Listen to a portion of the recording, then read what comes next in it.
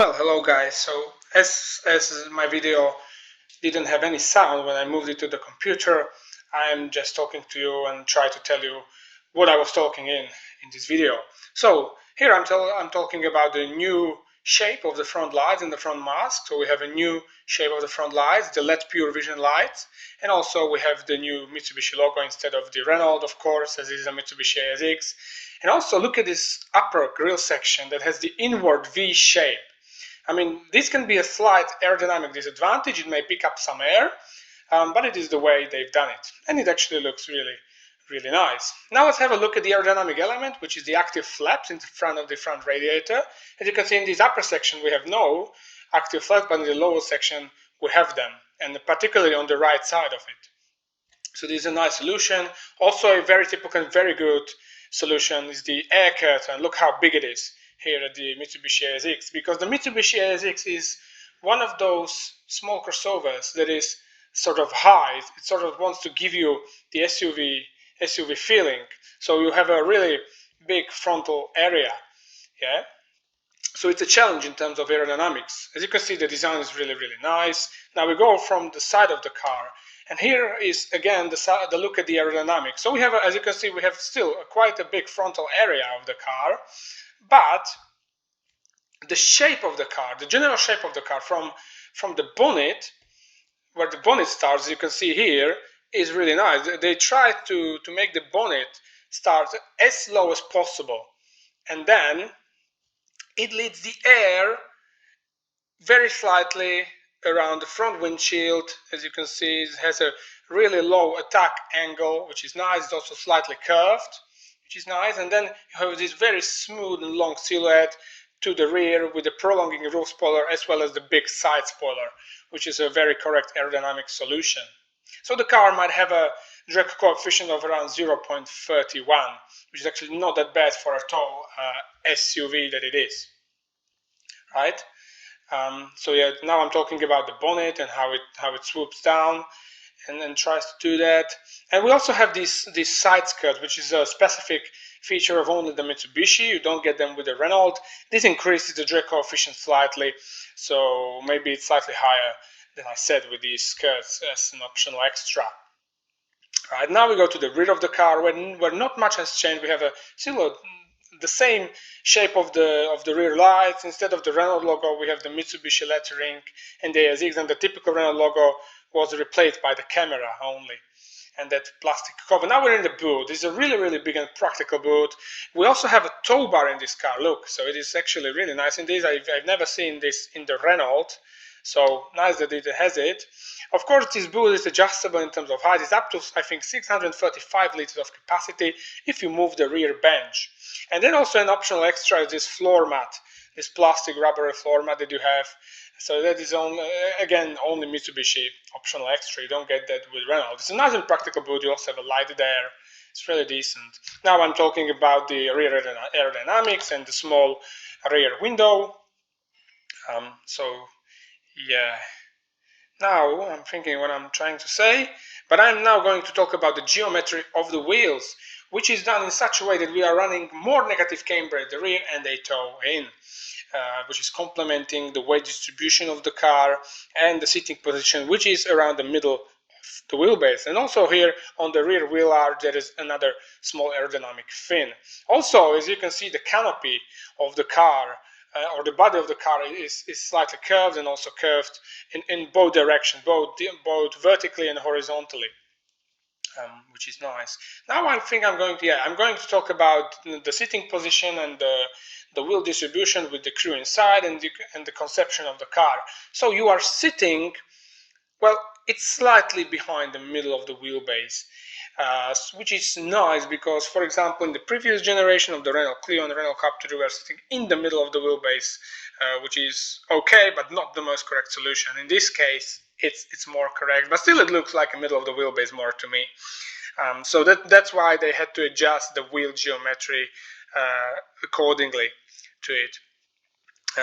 And they've done it with the big amount of positive casters.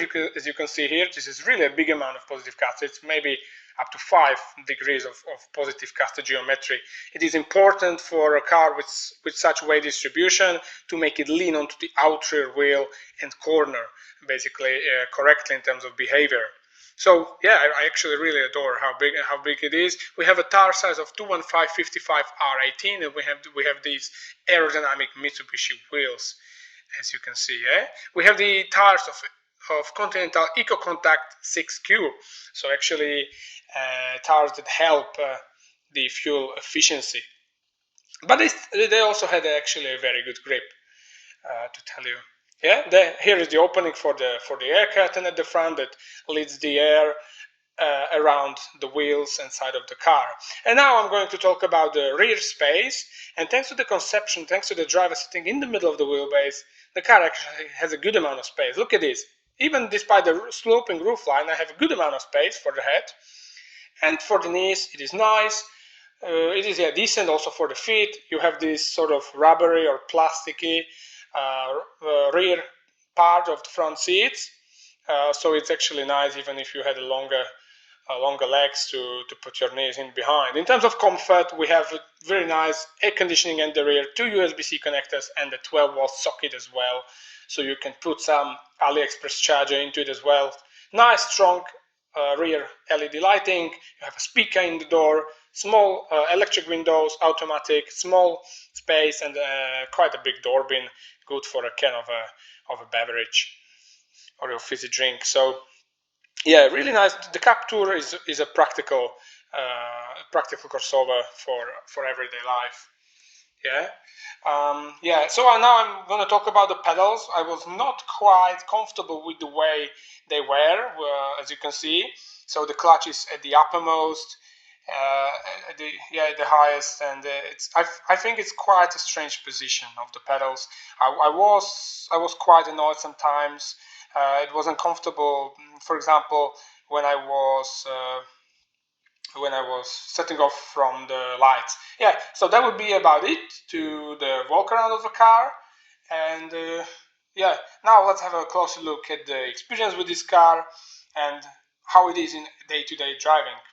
So it's a really nice car. They've done a good aerodynamic job for what it is, and now let's have a closer look at the experience and everyday usability of the Mitsubishi ASX.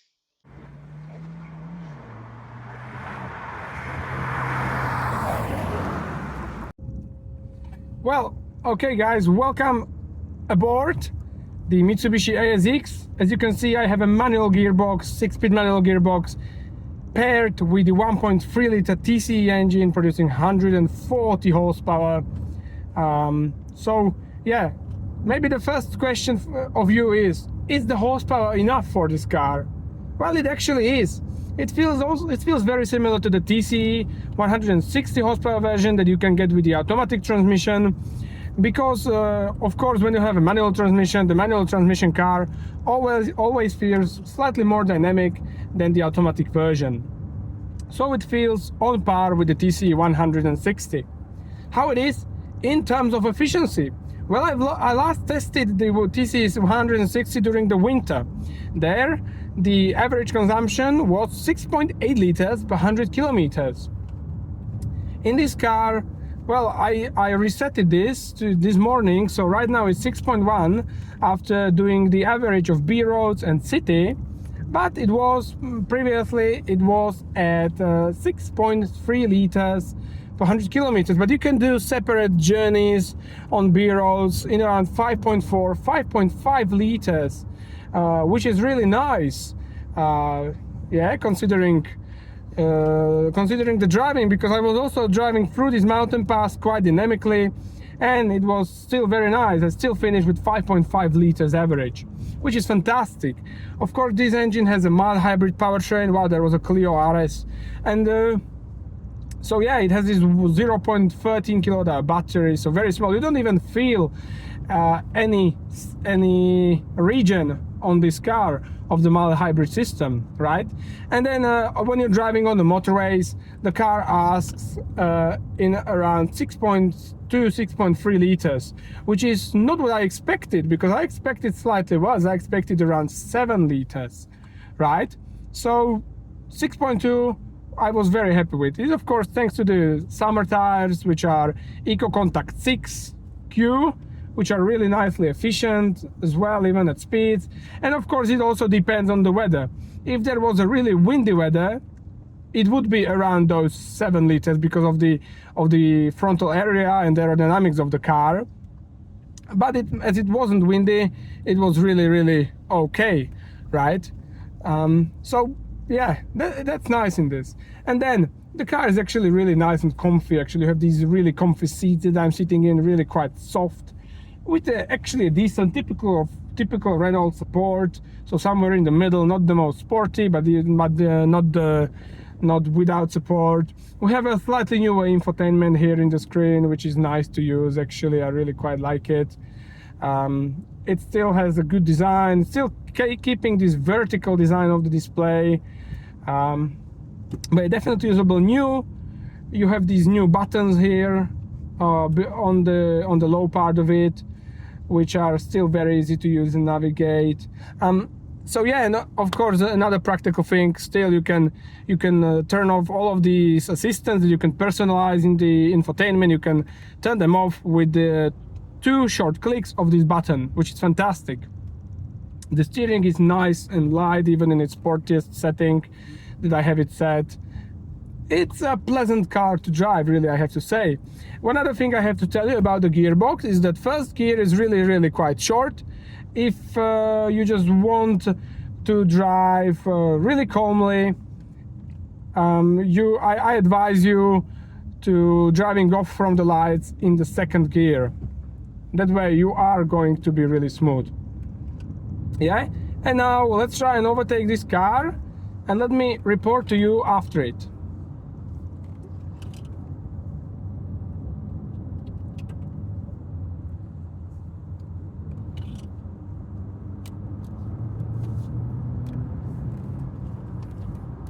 Alright, so now it's time to talk a little bit about the handling of the car, which is actually fantastic.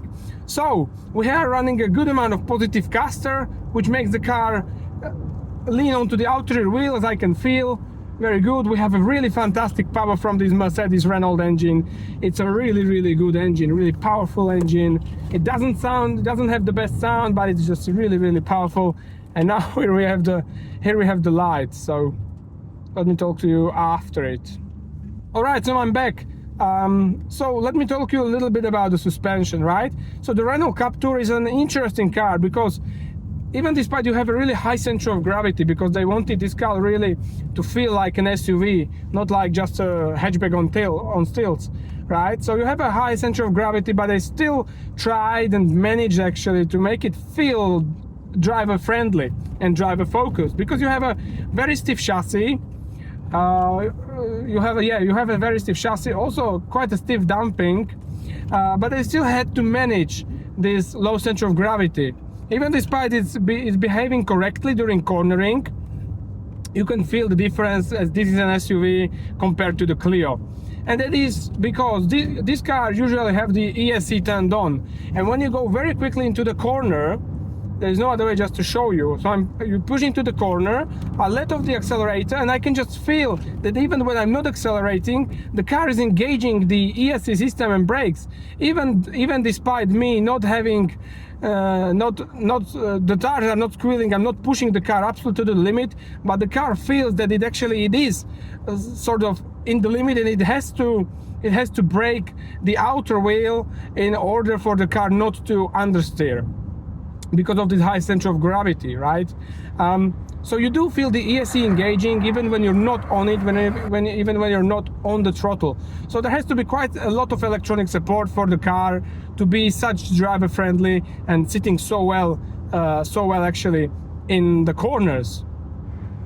But despite that, you still have quite right now also. I pushed into the corner, I let it go quite fast, and it started braking on itself. There is no other way I can tell that to you. And also it does this when you drive it to the absolute limit into the corner, you push it, the car at first leans onto the outer rear, it feels very correct, but then as you keep cornering during the corner, it feels like there would be a switch of of the weight again to the front, and the car has to engage the ESC again and start braking and slow you down during the corner, inside the corner, right? So that is the behavior. It of course the disadvantage of being an SUV. I think it has to be like this because it's a small SUV. It has a short wheelbase, and yeah, so it has to be like that. I think they've done a thoroughly decent job in this regard. So even despite being a tall SUV, it's still a driver-friendly car. You can enjoy driving. Even maybe the one thing I don't particularly like is the steering. It is very light and it is very direct, but it is maybe too sharp and too fast. You see, like this, and it could talk to me a little bit more. I could have a little bit more feedback. It feels very isolated. Yeah, it feels really quite isolated from me. So I just have to sort of guess where I want to point with the wheels, yeah? And even despite me having it in its sportiest setting, the steering, it is really not that stiff. It is still more on a comfy level in this aspect, right? The powertrain I have absolutely no problems with. The brake feel could be better. The brakes are quite soft and you have to really press them quite hard during dynamic driving. But yeah, I guess it's more a car that is just for having a nice comfy experience, but it is also, in terms of chassis, it is safe when changing directions more than being fun, right? So it is a safe car. That's really what I have to say. And in terms of the powertrain, well, you really have a great deal amount of power in this car, but I think the top speed will be limited at 180 as Renault went in a similar direction as Volvo, limiting their cars for the good of safety of passengers. So yeah, maybe let me sum up this car. So I have to say the overall experience of the Mitsubishi ASX or the Renult Captur is fantastic. I mean, it's a really comfortable car. It's decently quiet at 62 decibels on the motorway. It is very quiet. You have this windshield, a lower tag of windshield is really far ahead of you, so you are not affected by the wind noise, which is nice. It's really decently comfy, and yeah, it's just a nice car to drive. And even when you want to drive a little bit more spiritedly, it does it, even despite the stiffness of the car and setup of the suspension being done in this way, more for the safety, when you need to do a safety maneuver or something, so the car would react.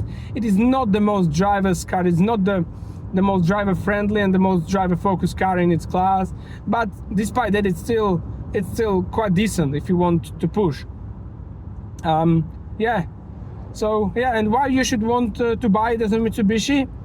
Well, I think I would want to buy it because I trust more the authorized dealerships of Mitsubishi to be more strict in terms of service, and also it is slightly cheaper than the Renault, so you save yourself a little bit of money that you can spend on the first service of the car, or you can spend it for the registration fee of the vehicle and something. So it's just a little bit wiser, right? So yeah, I think that would be about it to my view on the new Mitsubishi ASX. Well, and if you found the video useful and liked it, well, keep watching, keep subscribing, because more videos are coming on very soon, and I hope to see you in the very next video. In the meantime, take care of you and goodbye.